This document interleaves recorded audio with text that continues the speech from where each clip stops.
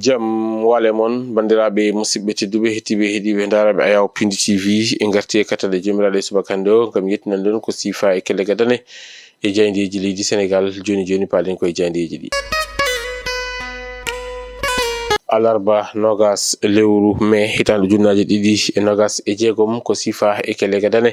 e jayndeji leydi Sénégal eɗen puɗɗoro e jayde enquête quotidien kam musidmen jayndekoɓe ɓe garti ko e hoorejo jagoɗo Ousmane Sonko mo ganduɗa kay ine fatta toon to suudu sarɗiyeji leydi Sénégal ɗum ɗon noon wonata ko oɗo aljuma hono wiiri kam musidmen jayndekoɓe kanko hoorejo jagoɗo mo huccodir e sarɗiyankoɓe ɗum ko yuti alhaali question d'actualité mo ganduɗa kay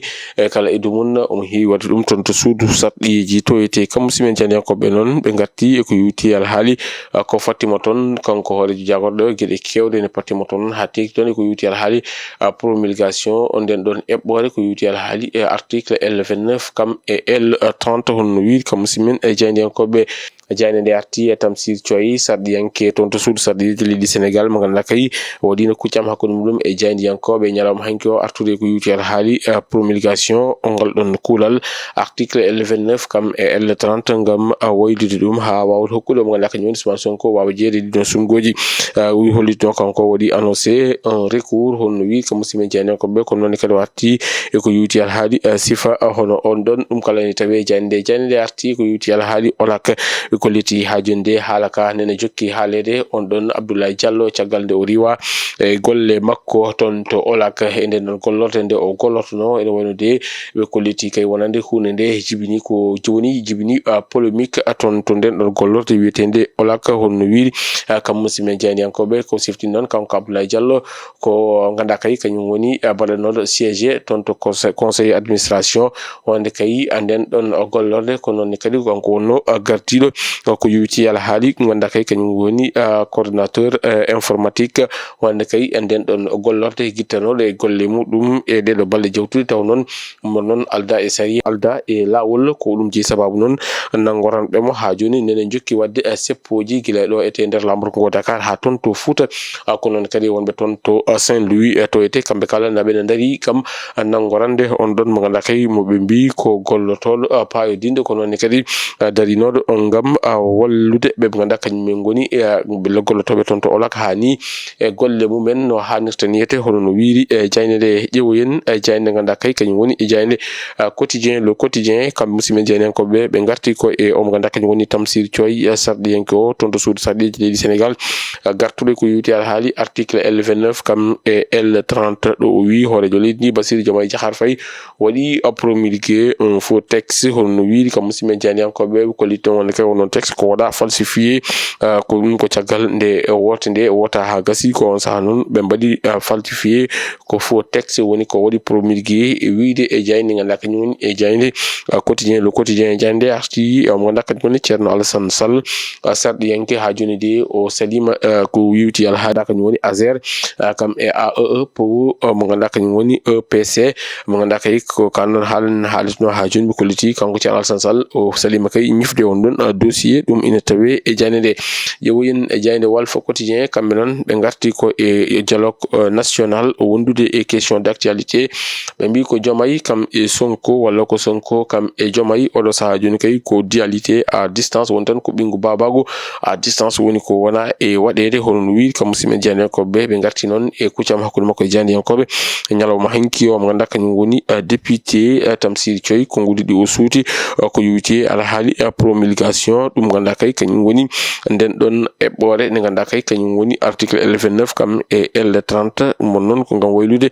code électoral o ha wawa nattinde Ousmane Sonko e doggol sumgoji ɗi kanko noon o irima hoorejo leydi ndi nde waɗata abrogé woni tan nde momtata ngal ɗon kuulal woni on ɗon promulgation mo waɗi ɗum e tawe e jayde ganduɗa kañum woni jayde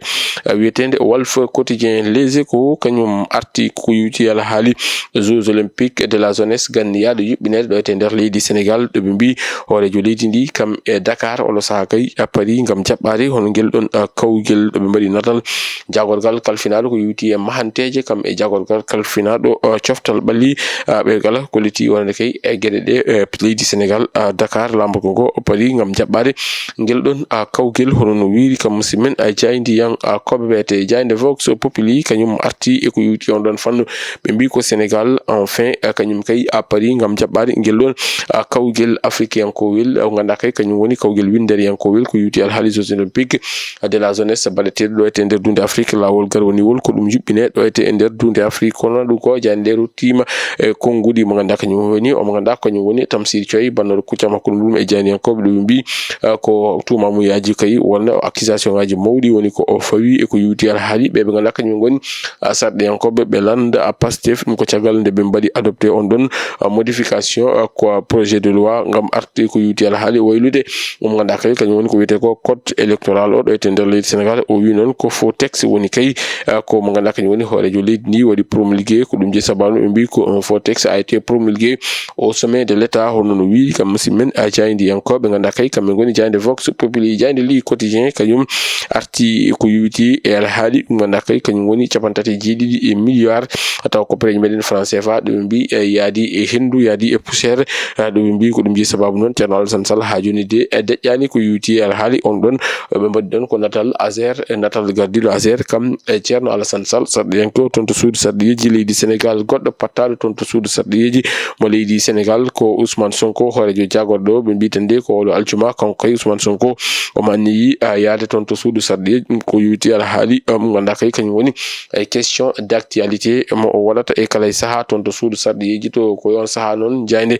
point acti arti on ɗon fannu witande ko question d'actualité toon to suudu sarɗiyeji leydi Sénégal Ousmane Sonko ma yaltu e deƴƴere muɗum e oɗo aljuma ɗum ko caggal ko yuti alhaali haalullaji kewɗi ɓennuɗi ɗo ete ko littinon wonde kay o saaha joni kanko hoore jagorɗo wontonde ko ɗeɓi hawde ɓe e gueɗe ɗe ɗum jogori hawlude tan ganduɗa kay kañum woni ko wiyete ko dialogue national o ko on saaha noon hoore jagorɗo suuɓi kañumne yaade toon to suudu sarɗiyeji to ete ko liti beele ala ɓiile gonɗe less ɗum woni ko waɗi e gardidi e natal muɗum jani nde arti e Tamsir Thioye mo ganduɗa kay ko sarɗiyanke o mo ganduɗa kañum waɗi chargé e pouvoir o hono no mbiɗi kam musidmen jeydiyankoɓe o arti noon e on ɗon promulgation wonande kay e nden ɗon eɓɓore modification de loi wonde kay ko yuti alhaali code électoral o ko ɗum je sababu noon kam musidmen jeydiyankoɓe mbi ko faux texte woni kay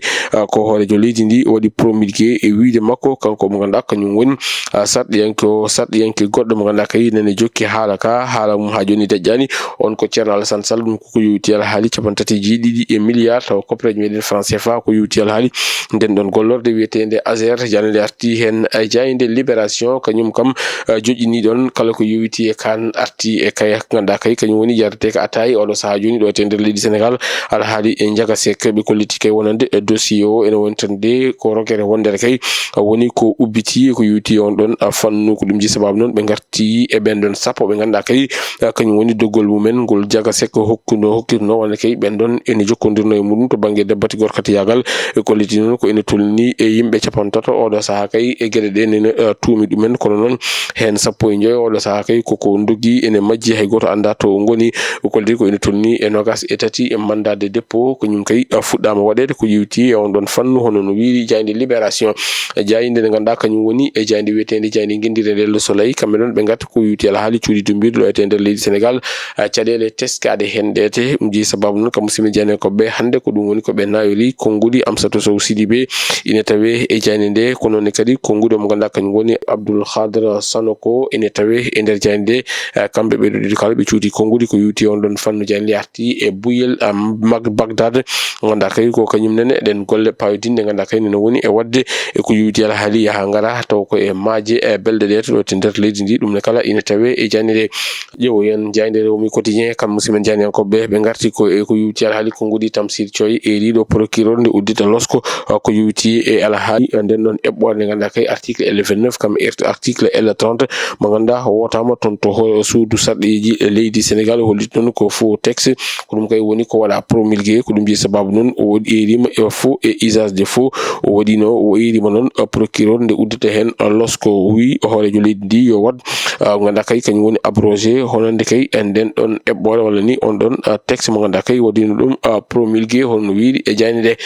Rewmi Sport kañum arti koye Ibrahima Mbaye petto keppuguel mo leydi Sénégal biiɗo ha joni ene jogui weltare no fewi kono ni kadi ala e nimsa ngam suɓade leydi Sénégal wadde ɗum représenté ɗum ina tawe e jayde leydi Sénégal andi holɓe jogori fottude ɗum ko yuti ala haali qualification kawguel africain ko wel hitande junnaji ɗiɗi e nogas e jeeɗiɗi Sénégal noon ene wondi e pool muɗum ɓe ganduɗa kañum goni e Mozambique Soudan kam e leydi Éthiopie. bandiraɓe musidɓe tedduɓe hettiɓe daraɓe a Yawpindi TV